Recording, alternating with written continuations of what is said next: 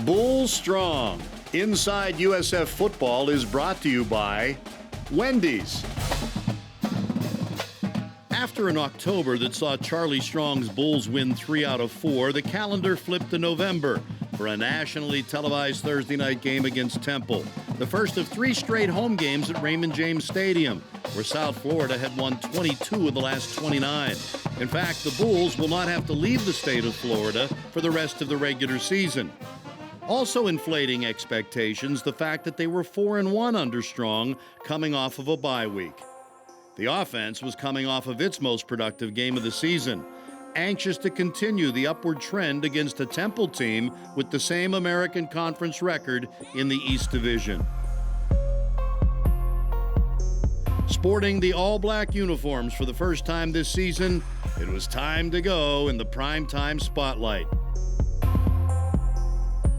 Redshirt freshman Jordan McLeod ready for his 7th straight start at quarterback. Temple won the toss and deferred.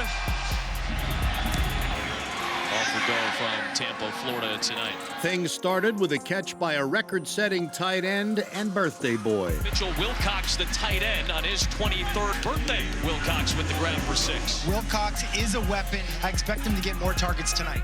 Wilcox would have a season high in catches, but it became apparent early that this would be a defensive struggle. The Bulls were not only stingy, but punishing as they kept the Owls off the scoreboard in what would be a scoreless first quarter. 4th down, and it's going to be the offense out there. They're going. Here comes Gardner, and the Bulls wrap him up behind the line of scrimmage. 4th down stop for the Bulls. Leave the D tackle unblocked. No chance for success on that play for Temple. They're going to go with the jet sweep to Eddie McDoom, still on his feet for a 1st down. Scoring was an issue, but moving the ball was not. Jordan McLeod would have a career high in passing yards. McLeod gets away from the initial surge, makes 2 men miss, throws downfield and connects for a 1st down to the 39-yard line. They tried to mix in a run attack, averaging 263 yards the last 4 games. Catching a Thursday night college football game. About this run, Kelly Joyner Jr., the true freshman. 3rd down and 4. Boyle's got him back near the 30. A huge sack for the Bulls. He's wrapped up and he's sacked back at the 46. South Florida trailed 7-0 at halftime, and the defense continued to shine after the break. Interception.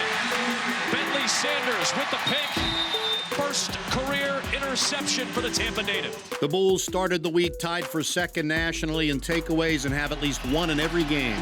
Under pressure, and down he goes. He didn't stand a chance. And Bentley Sanders were his 2nd consecutive big play. With the luxury of recruiting in their talent-rich backyard, the Bulls were getting contributions all over from homegrown products. We'll go with the jet sweep here with Xavier Weaver, showing off some of the Florida speed for the Bulls. Xavier Weaver, Bentley Sanders, and Mitch Wilcox all played their high school ball in Florida and stayed home to showcase their abilities at the next level.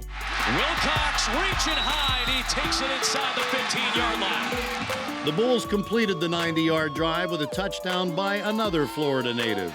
First red zone trip tonight for the Bulls. McLeod, end zone. It is caught. It is Bryce Miller, the walk-on.